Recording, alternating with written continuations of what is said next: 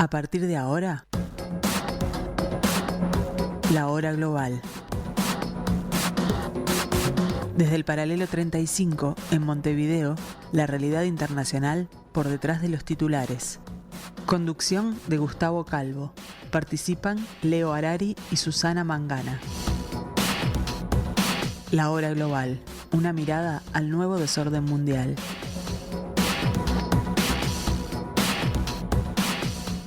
Muy buenas tardes, amigos, bienvenidos otra vez, como cada martes y cada jueves, al 1170 AM de vuestro dial, aquí a la tarde de Radio Mundo, en los estudios de Radio Mundo, desde el paralelo 35, tratando de armar o de tratar de fabricar o tratar de llegar a un puente con ustedes para intentar analizar este nuevo desorden mundial. Esto es la hora global.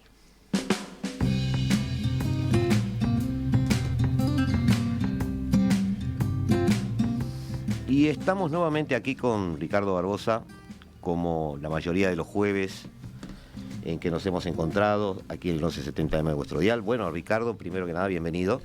Buenas tardes, Gustavo, buenas tardes, oyente, buenas tardes a los que están atrás de ese vidrio mágico que hace posible que nos escuchen y nos vean. Vamos a arrancar este capítulo tratando de picotear un poquito algunos temas que están en la cartelera, digamos, de... Las noticias que no son noticias. Las noticias que no son noticias. ¿Por qué? Porque hay algún tipo de movida interesante donde empezamos a tener la necesidad de empezar a marcar un poco nuestra opinión en algunos temas, Ricardo. Si querés vamos por continente, pero el gran tema en nuestro vecindario, amigo, es que el Tribunal Constitucional de Venezuela dictaminó que el Consejo Nacional Electoral tiene que dar los resultados, no lo obliga a mostrar las actas, y el Consejo Nacional Electoral mostró los resultados, no mostró las actas y no las va a mostrar. No queremos dramatizar con este tema porque en tu caso, me consta, en mi caso lo hice un poco explícito en redes sociales, yo veo esto como parte de un proyecto continental, yo veo esto como una maquinaria de la cual Maduro es nada más que un engranaje. Yo veo esto como un proceso por el cual se instaura un sistema autoritario, se recurre a una mecánica psicológica a la que ya recurría Chávez en algún momento también, que es dejar pasar la tormenta, dejar pasar el tiempo, no hacer absolutamente nada, porque ya el entorno de Venezuela le ha demostrado que normaliza las situaciones. No se llevan al extremo las oposiciones a este tipo de régimen. Pasa el tiempo y nos acostumbramos los sudamericanos a convivir con este tipo de regímenes y luego estaremos hablando el año que viene o el otro de posibles nuevas elecciones, posibles nuevas sanciones. Vendrá de parte de la Casa Blanca, sea quien sea que esté allí, alguna idea maravillosa de cómo acercarse nuevamente al régimen para tratar de revertir esta situación y seguirán haciendo concesiones que Maduro obviamente seguirá tomando o quien esté en su sillón.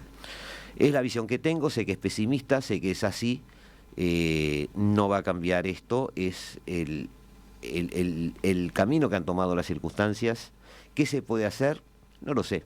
Sí tengo muy claro una frase que Capriles en su momento, que fue un candidato de la oposición, dijo, luego de haber fallado muchas veces, lamentándose, le preguntaron por qué se había llegado a este tipo de situación. Y bueno, Capriles repitió también lo que dijeron algunos analistas y periodistas del momento.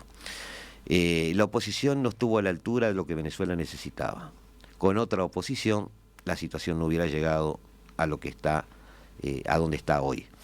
Quería resumir en una sola frase o 2 o 3 frases, que es más o menos lo que hice, mi posición sobre el tema, porque francamente suena muy mal lo que voy a decir. No veo la pena de seguir removiendo la herida cuando sabemos que esto lleva ese camino. No sé si tú querés agregar algo en ese sentido, sí, pero como somos latinoamericanos me parece que tenemos que dar una opinión y hasta ahí. A ver, no tenemos la exclusiva.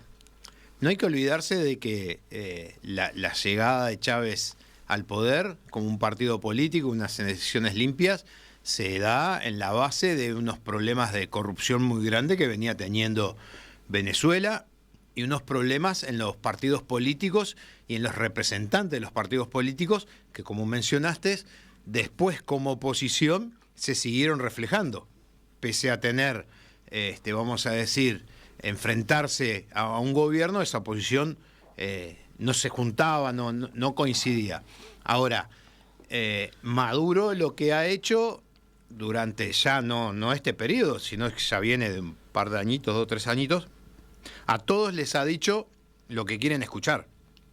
Con Estados Unidos, con Barbados, con la reunión de acá, la reunión de allá. A todos les ha dicho lo que querían escuchar, y como empezaste tu editorial, la Corte Suprema esta que dio ese dictamen, obviamente que todos decían queremos el dictamen de la Corte Suprema, iba a decir lo que dijo. No tenemos la exclusividad. ¿Por qué repito esto?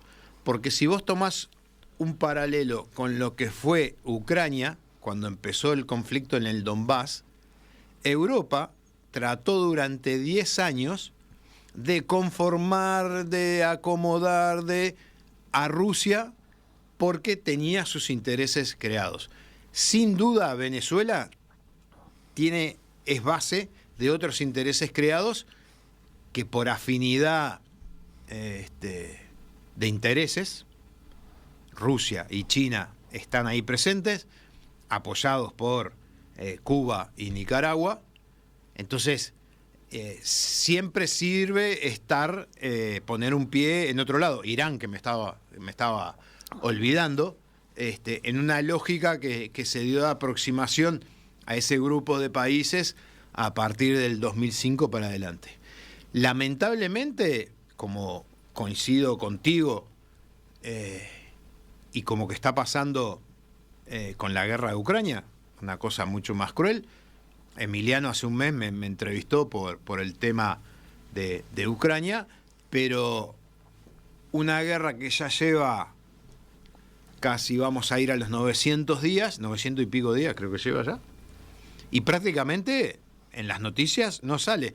Entonces, lo de Venezuela, habría que medir cuántos centímetros, cuántos segundos tiene en la prensa, cuando tuvo al principio, como tiene ahora, y dentro de un mes lo que va a tener. No va a tener prácticamente nada y va a seguir ahí instalado, porque lo dijimos acá en el programa, si uno mira el escenario internacional, las sanciones económicas no hicieron cambiar el régimen de Irán, no hicieron cambiar el régimen de Corea, no han podido presionar a Rusia con todas las sanciones económicas, no han hecho cambiar el régimen de Nicaragua, no han hecho cambiar el régimen de Cuba. Entonces, el panorama es, me quedo, me aguanto, con estos que tengo me ayudan, y voy flotando y la voy llevando, y la gente se olvidará y pasará a ser parte del olvido, y no le interesará más nadie. Lamentablemente es así. Es así. O sea, uno puede tener su opinión personal, pero uno agarra un periodo de tiempo, se eleva un poco y mira y dice, es lo que ha pasado. Entonces, nosotros más adelante en los próximos programas vamos a hablar de la Asamblea General, de los porcentajes reales de países democráticos, autoritarios, democracias fallidas, y el imaginario que tenemos acá de la democracia como gran modelo. En realidad, un 10% de los países del mundo tienen democracias plenas. El otro 90% no lo son, con un montón de problemas. Y un alto porcentaje ni siquiera la quiere. Exactamente. Es la misma pregunta cuando yo estaba en Camboya, que se llegó a las elecciones. Yo decía, pero elecciones acá, con todo esto, digo, democracia acá. Y la gran sorpresa mía fue que el príncipe que se había plegado con el apoyo de China, de todos los problemas que había habido en la década del 70, vuelve a Camboya, sale primer ministro el hijo, y al padre la gente lo nombra rey. Entonces dije, no entiendo un comino. El mismo tipo que lo llevó a las masacres que hubo, a todo lo que hubo, lo suben a rey y al hijo lo toman. Y bueno, está. Capaz que no tengo la lucidez mental para entender, pero los números y los hechos son lo que refleja. Y en este programa, como lo has dicho un montón de veces, tratamos de hablar de cosas que normalmente no aparecen porque no tienen repercusión, no son muy atractivas, obliga a pensar un poco, obliga a no ser radical, sino a tratar de entender por qué pasan las cosas. Y bueno, seguiremos en esta línea de tratando de presentar estas cosas. No, me gustó tu imagen de elevarse un poquito y mirarlo porque, por ejemplo, yo he sido bastante crítico, no en la intención, no en el discurso, no en lo que se dice por parte de este grupo de intentos de mediación que ha habido, ¿no? Estamos hablando de que en este conflicto yo distingo tres partes claras.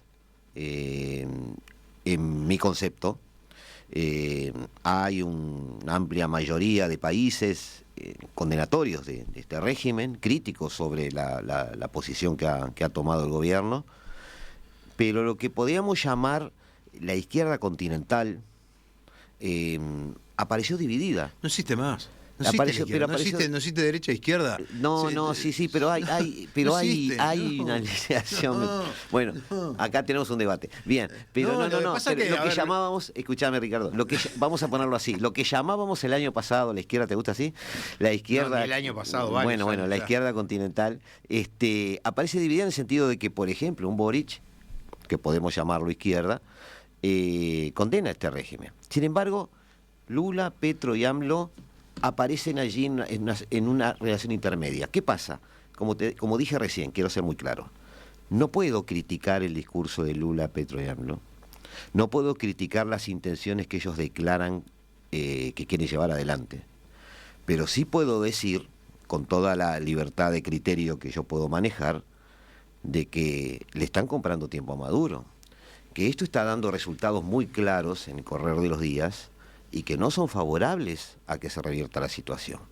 Por lo tanto, o hay una estrategia fallida de estos líderes, o realmente hicieron un discurso sabiendo que no podían hacer nada, o en una hipótesis un poco más extrema, en la que no quiero caer, alguien podría decir, bueno, hay alguna cierta complicidad encubierta, en el sentido de que estos líderes, como es conveniente que Venezuela siga comercialmente jugando con ellos, es muy posible que acepten que haya un régimen de facto allí.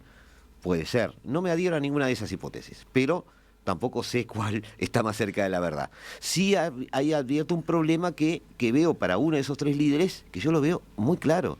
Yo creo que Petro se está comprando una tormenta muy cercana, porque la sociedad, podemos llamarlo así, entre los grupos rebeldes y los grupos armados, vamos a llamar el ELN, que es el que está quedando ahora activo, y la industria del narcotráfico, ya es algo que está plasmado, ya es algo que se ve allí, ya es algo que está funcionando incluso simbióticamente, es decir, ambos trabajan juntos, y Maduro alimenta todo eso, y siempre lo ha hecho. Entonces Petro, como colombiano, yo no sé si ha evaluado que mantener ese régimen o facilitar que ese régimen esté allí o no hacer que caiga, ponerle la hipótesis que tú quieras, le está generando un futuro negro a Colombia, por lo menos en su frontera. Te voy a dar un ejemplo. ¿Estoy dramatizando mucho? No. Yo creo que ese punto es un punto importante, no sé si tú lo ves como... Hace años, cuando estaba en la Armada, tuve la suerte de ser designado para participar en una maniobra de infantería marina con Brasil. Y a su vez ahí vinieron venezolanos, gente de Guyana, vinieron ingleses, vinieron un montón de gente. Tenemos que hacer un programa sobre Guyana y Surinam. Lo vamos a hacer. Y cuando hablaba con el venezolano, infante de marina, él me decía nosotros el problema que tenemos en la frontera con Colombia es que la FARC, los comandos de la FARC, para recibirse, tenían que asaltar una base de la frontera venezolana, que siempre estaba ocupado por infantes de marina. Capturarlos a todos, lo que sea, volar la base, destruir la base. Eso fue así hasta que estuvo Chávez. A partir de que estuvo Chávez, eso terminó. Claro. ¿Por qué? Por su vínculo con la FARC. Entonces, viniendo a Petro y a Lula y a Boric, los estados tienen intereses, no tienen afinidades ideológicas, y si no, que vean cómo qué vida tuvo el famoso, ¿cómo se llama? El Parlasur, ¿no? ¿Cómo era? La UNASUR. La UNASUR. Que duró un lirio después de que los que estaban vinculados por ideología desaparecieron. Boric tiene su visión de mundo vinculada... No, yo hice esa separación por eso, digamos. Pero vinculada a una mayor presencia del Estado y una colaboración en un hombre colaborativo, rusoniano a la cabeza. Sí. Pero nadie duda de sus valores democráticos porque él critica los que no siguen esos valores, no importa quién sea. Perfecto. Y es un país que, para la gente capaz que no, pero para los que estamos en esto, Chile es un país relevante. No hay duda. Colombia, el problema para mí del presidente es que su opinión personal está pesando más que la opinión del Estado. Y en Lula, que lo dijimos acá, lo dije yo acá y lo sigo sosteniendo, Lula tiene esa visión de interés del Estado. ¿Por qué?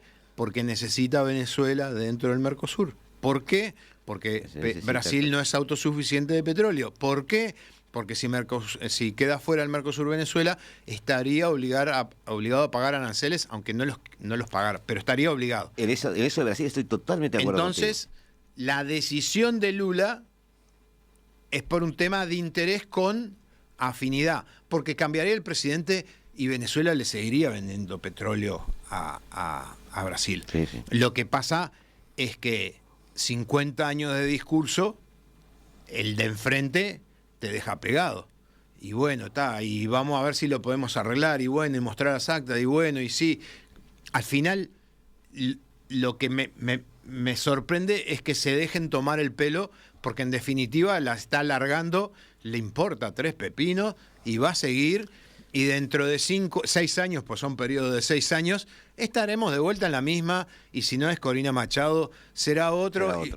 Lo único bueno de todo esto, que eso que se hablaba antiguamente, en nuestras épocas, se escuchaba con más facilidad, las invasiones que invadan, que ocupan, ya quedó de lado. Esta es la demostración. Ningún soldado va a poner un pie en Venezuela. No, es una locura. El que piense eso no entiende cómo funcionan las relaciones internacionales. Hacemos una mención a la gente del Centro Cultural de Aedo, de la terraza de Aedo en Punta del Este, que el 2 de agosto hizo una reunión que nos invitó a Gustavo y a mí y a otras personas que van a dar charlas. No pudimos ir, pero les agradecemos las tacitas que nos mandaron. Vamos a agradecer lo muestro regalo, para que lo vean.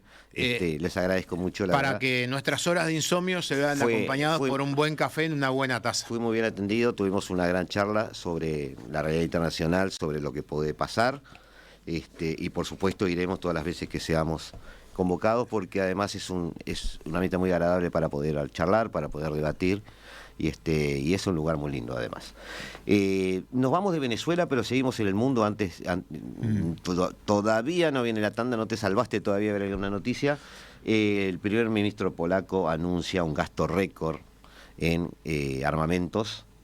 Ya se sabía. Sí, ya se sabía, pero además lo que no voy a decir me molesta, porque a veces se me sale un poco la opinión y a veces sí me molesta, pero Borrell... ya se va. Sí, pero lanzó un discurso en la Comisión Europea tratando de, ¿cómo podría decir yo?, alentar que Ucrania se anime a atacar objetivos militares en territorio ruso. Jugamos con fuego, ¿no? Jugamos con fuego. No, pero quizás... Pero ahí discrepo. Ayúdame a no enojarme. No te enojes, pero yo discrepo con la gente y con muchos. Vos estás en guerra, estás en guerra.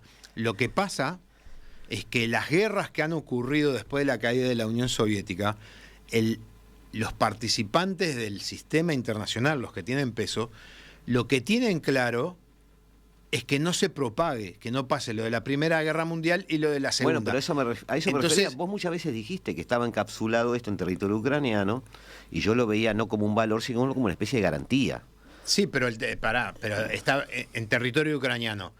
Pero tampoco podés mirar para el costado porque estén... Esto como jugar a las 200 millas en la zona económica exclusiva. Estoy en la 201, no me podés agarrar.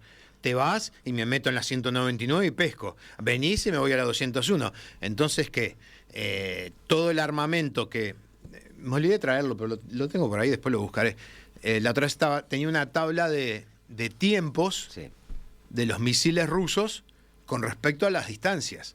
Entonces vos podías tirar uno desde Moscú y demoraba 4 minutos en llegar a la frontera con Polonia. Pero la lógica era... Está bien, pero la lógica era que si se atacaba territorio ruso, Rusia podría responder en una escala mayor. Y eso era un peligro que no se quería correr. Ahora, ¿qué ha cambiado eso? ¿Ahora se quiere correr? No, no es que se quiera correr. Hicimos un programa, vos te acordás, de todas las líneas rojas que se cruzó. Sí, que se cruzaron. Un montón. ¿Cuáles hay hoy, si es que hay? O capaz que nunca hubo. No, las que hay hoy fue la que hicimos en aquel programa cuando se encontró el documento de un ejercicio de simulación en un enfrentamiento contra China, de Rusia contra China, donde ahí especificaba en qué momento usaría armas atómicas. Claro. Ese momento es imposible que se dé con Ucrania, porque Ucrania no tiene la capacidad de atacar un centro comando y a su vez un centro político. Lo que tiene capacidad es de atacar próximo a Ucrania, que es lo que va a hacer. Ahora, si Rusia usara un arma táctica atómica como demostración, que es el miedo de muchos, para mí lo que pasaría, que China se da vuelta y se va. Porque está todo bien, te ayudo, te mando los microchips, te mando los estos, te mando maquinaria, te mando un montón de cosas. Pero esto no, porque si estás en esto y yo estoy asociado con esto, tengo el problema de que mis compradores... Canadá, por ejemplo, ahora le está poniendo 100% de aranceles a los autos eléctricos chinos. Te agradezco esa visión porque nadie la tiene. No, la deben tener. Lo que pasa no, bueno, yo no la he escuchado. Todos damos otro tipo de debate diciendo, bueno, China puede abogar por la paz. Otros dicen, no, China está apoyando a Rusia. Sí, la está apoyando. Y ahí se acaba el detalle. Pero vos acabás de introducir algo sobre lo que no he escuchado y no he leído realmente. Ese apoyo chino a Rusia... No es incondicional. No es incondicional. No. Nadie habla de que pudiera haber ahí alguna línea roja. Y sería bueno empezar a investigar cuál es la línea roja que tiene China para ese apoyo. Es decir, ¿qué puede hacer Rusia para perder? ¿Hasta qué momento? ¿En qué se puede portar mal Rusia para que China decida frenar? Entonces, has introducido un tema, yo no lo había visto, pero un tema muy interesante, y te lo digo acá en vivo porque me interesa siempre llegar a la verdad de las cosas. El uso de un arma táctica puede ser razonablemente una línea roja para Xi. Sí, para mí sí, porque uno de los capitales políticos de Xi es ese discurso pacifista. Claro.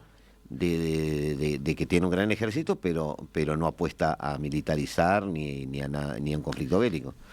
Más adelante, ahora tenemos el próximo programa, vamos a hablar de un país que creo que casi nadie conoce, que está en esta zona, que vamos a hablar el capítulo hoy. También en su intención de independizarse formalmente de Rusia. Después vamos a hablar un poco del tema de Naciones Unidas, pero después vamos a hacer 2 o 3 programas de los 5 pilares de Rusia y de los 2 grandes pensadores que tiene Putin al lado, donde uno propone el uso del arma atómica y el otro no tanto. Yo también ahí te voy a introducir algo sobre la geopolítica rusa que tengo preparado, sobre el que hemos hablado, pero para otro tema, pero que puede ser útil en ese momento. Porque, a ver, Rusia lo interesante es tratar de entenderla. Porque tiene una lógica de pensamiento completamente diferente a lo que estamos acostumbrados. Es lo que estoy haciendo estos meses y estoy iniciando también, eso te lo cuento, debería ser para el off, pero no importa, los oyentes son parte de nuestra vida. Obvio. Lo estoy intentando hacer con China también y puede haber algún programa especial donde tengamos alguna visión muy interesante sobre China que yo no la había tenido hasta ahora. Ahora nos vamos a una pequeña pausa, amigos, volvemos a estar con ustedes en el 1170M de vuestro dial. No se vaya, que seguimos aquí y estamos aquí porque sabemos que ustedes están allí.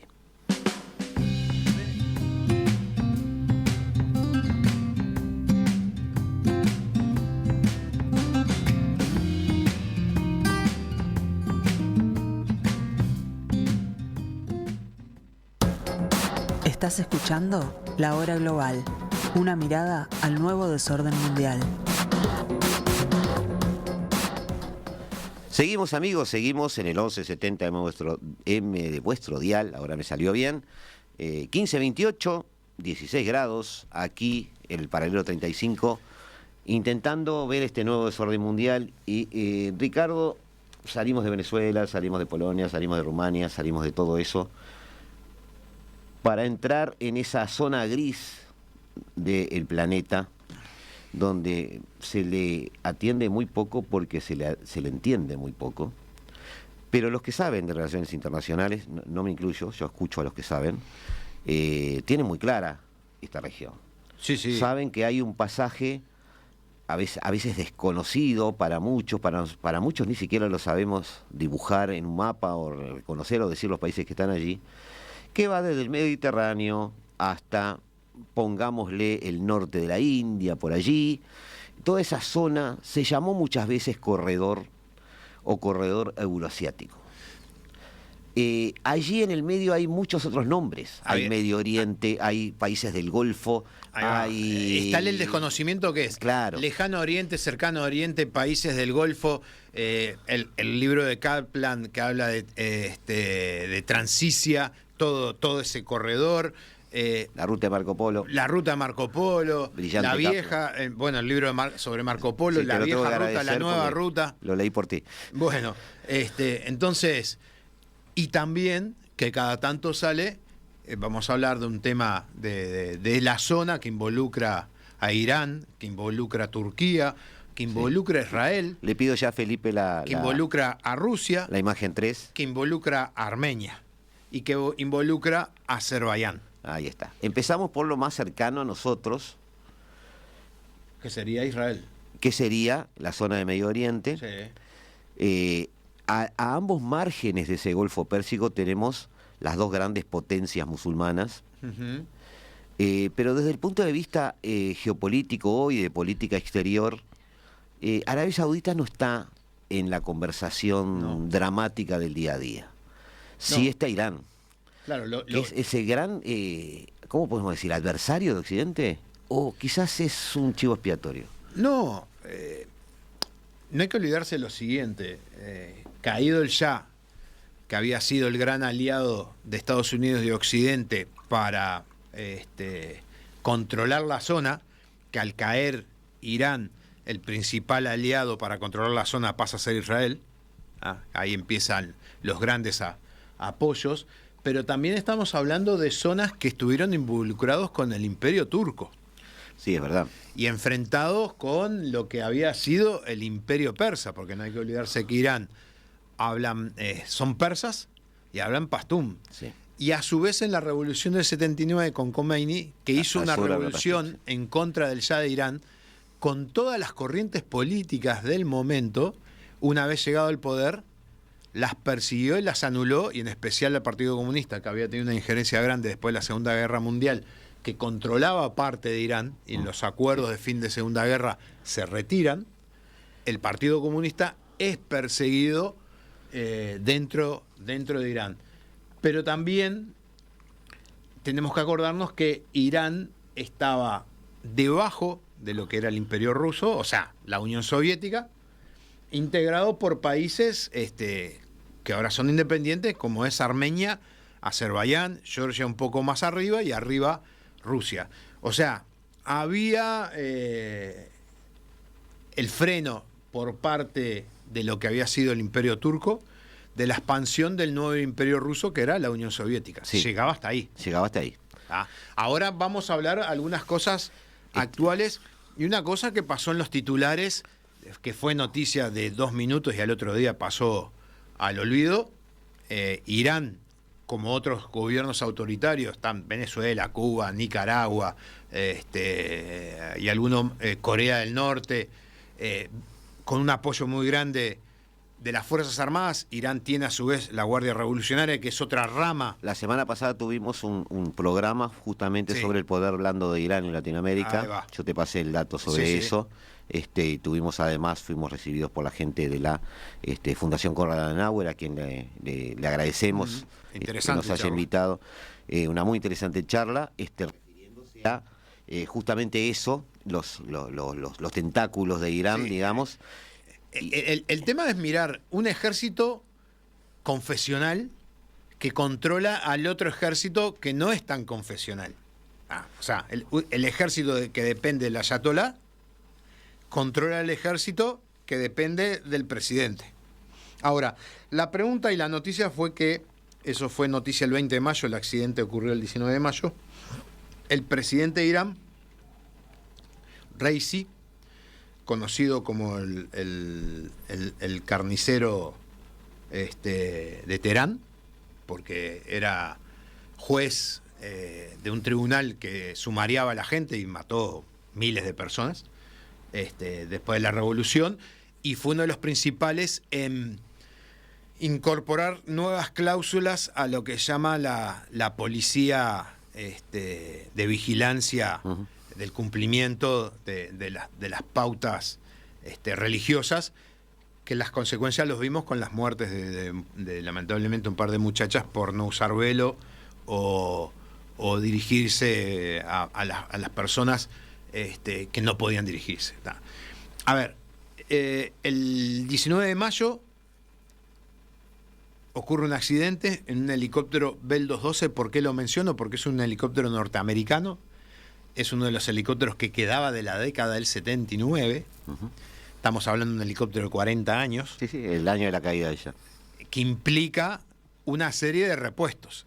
Irán con embargo, complicado. No sé si habrá sido por problemas meteorológicos, nunca se supo, o fallas mecánicas que podrían ser. Esta muerte dispara varias cosas. La primera es la competencia por quién va a ser el presidente.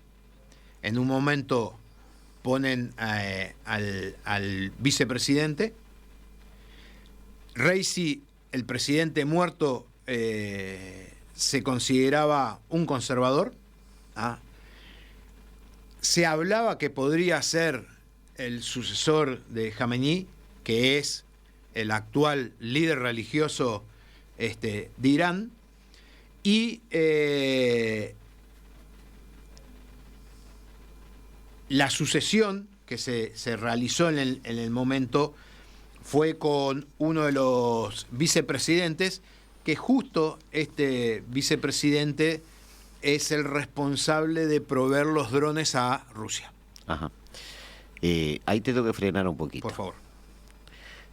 ¿Tenés una valoración sobre Raisi? ¿Era un personaje incómodo para el ayatolá? Porque eso es una pregunta que surgió en ese momento y yo entre líneas la veo surgir un poco en tu planteamiento también. Sí, se hablaba como que estaba construyendo, porque el ayatolá, en el caso de fallecer, hay un consejo de religiosos, que ese consejo de religiosos dentro de un grupo de religiosos es el que decide quién va a ser el sucesor. Obviamente que él venía con buenos antecedentes, vamos a decir así. Sí, Raisi además era clérigo, no clérigo. No era un maestro como había sido a Mijenayab. No, ahí va. Clérigo, conservador. Se había enfrentado al Shah. Había integrado los tribunales de juzgamiento de los que habían estado supuestamente vinculados con el Shah, y no le había temblado la mano en tomar decisiones de muertes. O sea, podía estar en las dos líneas de sucesión, política y clerical. Sí, y el tema es que ¿por qué puso nervioso al régimen iraní? Por miedo que se desatara una lucha interna, que es lo que vos estabas insinuando, porque el hijo del actual ayatolá se estaba como postulando, que también es religioso, para ser el sucesor del padre. Entonces, algunas corrientes no lo veían de muy buena manera porque... habría un salto generacional ahí, ¿no? Que los ayatolás en general... Sí, pero habría una sucesión dinástica. Entonces, echamos al Shah y ahora hacemos una línea sucesoria religiosa. Sí, es extraño, pero... ¿Cómo explicás? Nada loco. Porque, a ver, el tema es que trascendió poco en la prensa. Cuando fue la muerte en Teherán, hubo festejos por la muerte. Porque todos sabemos que hay problemas internos graves, no solo económicos, sino políticos, y también apoyados en las muertes de estas jóvenes que se estaban enfrentando a esa línea conservadora. Entonces, todo ese cóctel se armó ahí adentro, que será tema para otro capítulo, pero ¿por qué voló hasta la frontera con Azerbaiyán? Le pido a Felipe la imagen 4. Para que la gente Frontera norte de Irán. Ah, ahí va. Para que la gente pueda imaginar, los que no están viendo, al norte de Irán tienen Armenia y Azerbaiyán. Armenia está apoyada en un principio por Rusia. Azerbaiyán está apoyada por Turquía en esa visión turco-otomana. Sí, yo ahí te quiero preguntar algo, porque se ha vendido un poco la noticia como que ambos países, Armenia y Azerbaiyán, de alguna forma tenían un paraguas ruso, quizás por un pasado soviético, quizás por algo así. Sí. La relación de ellos, no ahora, sino el año pasado, con la primera pelea, la primera lucha por Nagorno-Karabaj, la reacción de los dos países con Putin fue muy cercana y pidiéndole directamente ayuda. Sí, sí. Me llamó la atención El eso. mediador era Rusia para que no entraran en conflicto. Esta última vez ya no. No, pero la primera, que hace ya 2 años. 2 años. En esa, que Azerbaiyán ataca y en una semana conquista parte del Nagorno-Karabaj y empieza con el genocidio de expulsión o eliminación de todos los armenios, la mayor parte del equipamiento es israelí. Claro. Porque se supone que varios ataques que recibió Irán por parte de Israel, que no lo reconoce, no partieron de Israel, partieron de Azerbaiyán. Porque Azerbaiyán, para los iraníes, son una provincia rebelde que quedó bajo la égida de la Unión Soviética. Pero hoy tiene, o sea, entiendo esa óptica, Sí. pero tiene el freno de la realidad en el sentido de que hoy tiene un poderío económico Azerbaiyán, Sí. tiene un ejército interesante y tiene una provisión de recursos naturales muy fuerte. Sí. O sea, será una provincia, pero Irán no puede, digamos, pensar en una relación asimétrica No, hoy. Irán siempre la vio y la ve como una provincia rebelde que tendría que formar parte de Irán. Azerbaiyán reivindican su pasado turco. Por eso es el vínculo que tienen con Turquía. Está. Pero también... Pero estás de acuerdo conmigo que Sí. Azerbaiyán no corre peligro en ese sentido desde el punto de vista territorial. No, hoy no. Hoy no. Hoy no. Ah, perfecto. Hoy no. Quería aclarar eso. No, pero cuando cae la Unión Soviética, que estaban todos medios débiles, ahí pudo haber pasado algo, pero Azerbaiyán se recuperó rápidamente. Y con el lado que tienen, Azerbaiyán, al lado Armenia y abajo Irán. Sí.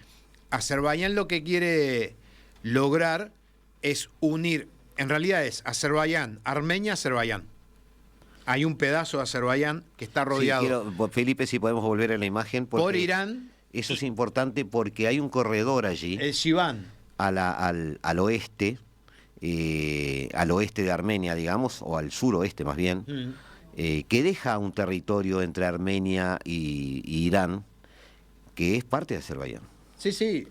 Y que está aislado del resto de Azerbaiyán. Claro, lo que se dice es que Azerbaiyán en su próximo ataque, ese corredor de Sanguesur, Sí.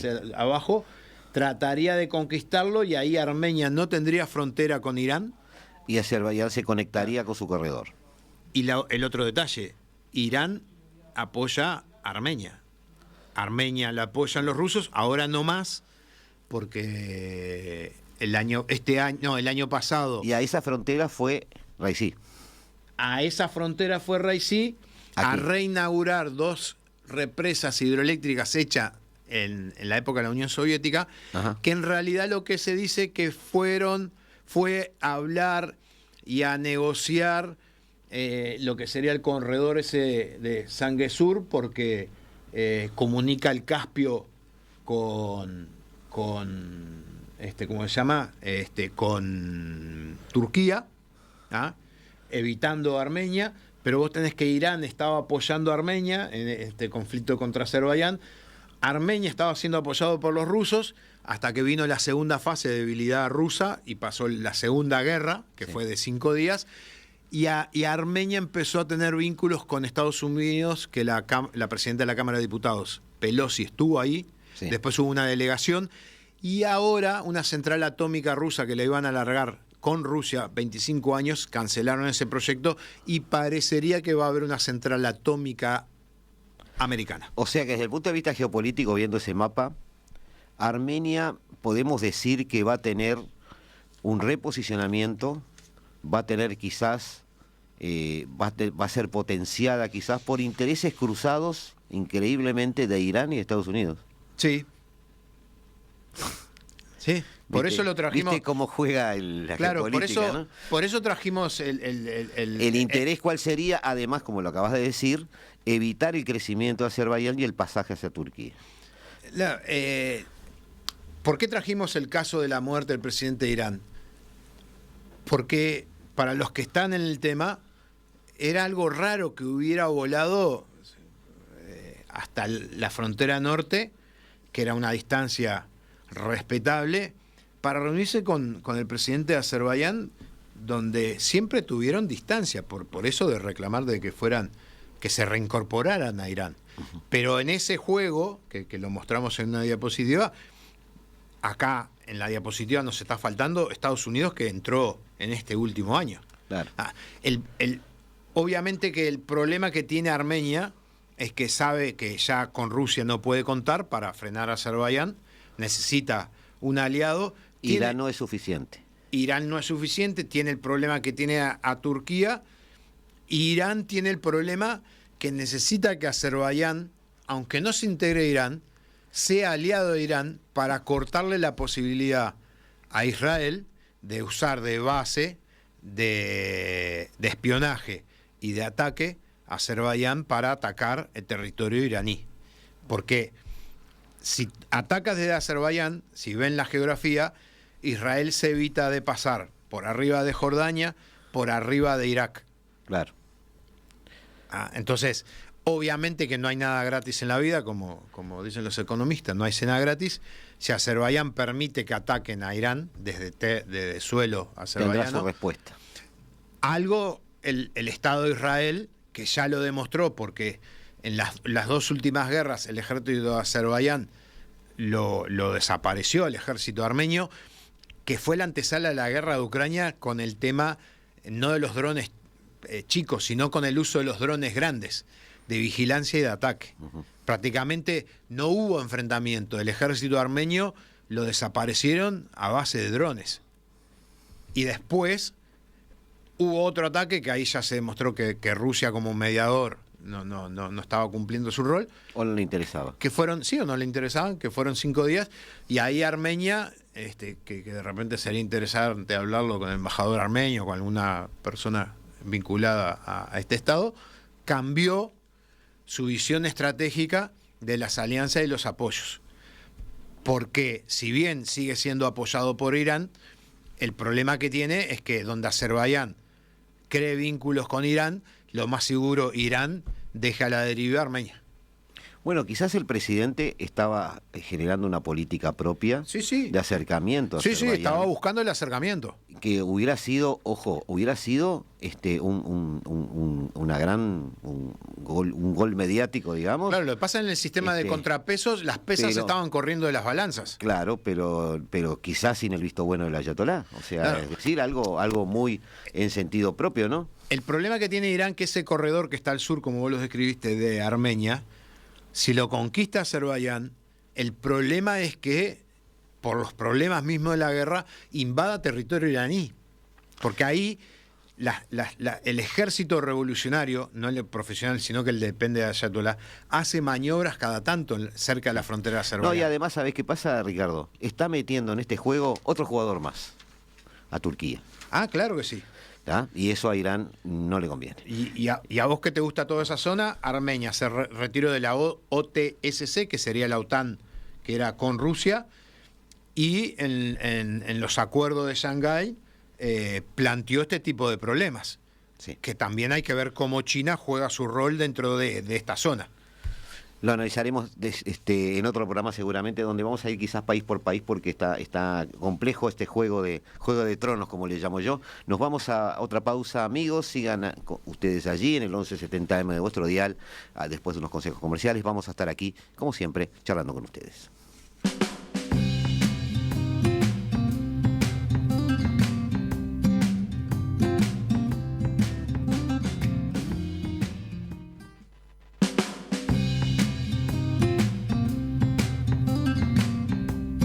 Seguimos sacándole la punta al lápiz en el tema de este corredor euroasiático, pero anotamos al final del último bloque, te decía yo, Ricardo, que bueno, que está el tema del ingreso de otro gran jugador.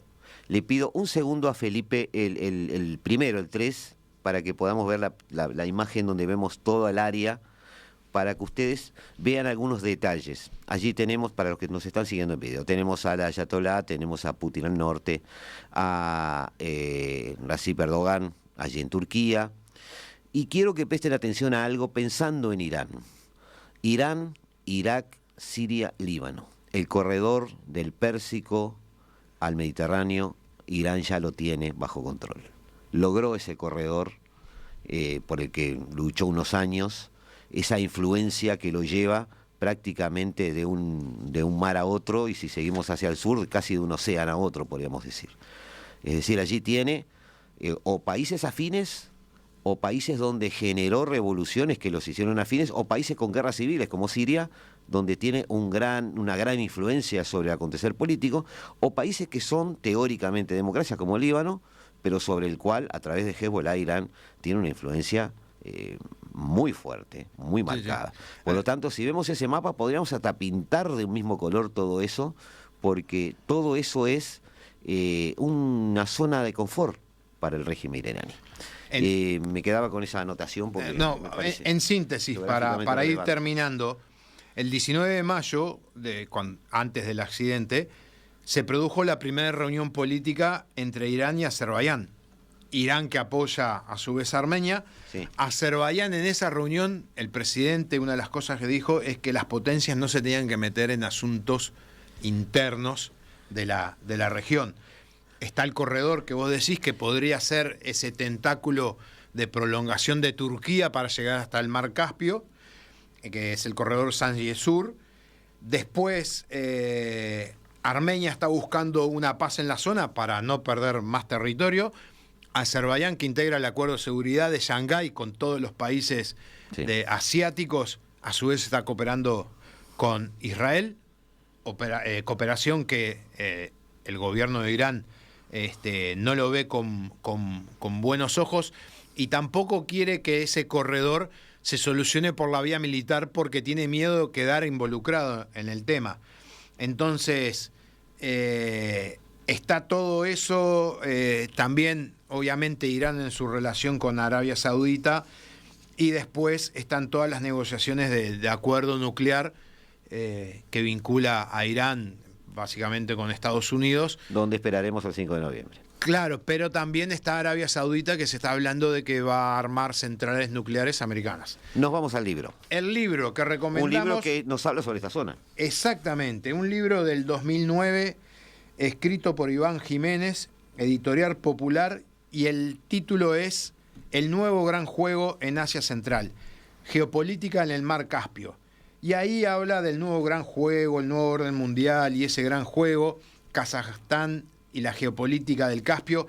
O sea, en un librito de 150 páginas, 190 páginas, pequeño, entretenido, bien llevado, con ilustraciones gráficas, podemos entender algo de lo que está pasando en esa zona, que ya tiene el libro 14 años, o sea, un adelantado en plantear la temática que hoy estamos hablando. De acuerdo, ya envejecimos lo suficiente, vamos a pasar 2 horas donde vamos a estar ahora en Formol, no vamos a envejecer más, porque vamos a escuchar la mejor música del mundo, de mano de Eduardo Rivero, en Se Hace Tarde. Nosotros nos despedimos, nos vamos y vamos a estar como cada martes y cada jueves a las 15 horas aquí en los estudios de Radio Mundo, en la tarde de Radio Mundo en el 1170M de vuestro dial, y que viva la radio. Muchas gracias. Chao.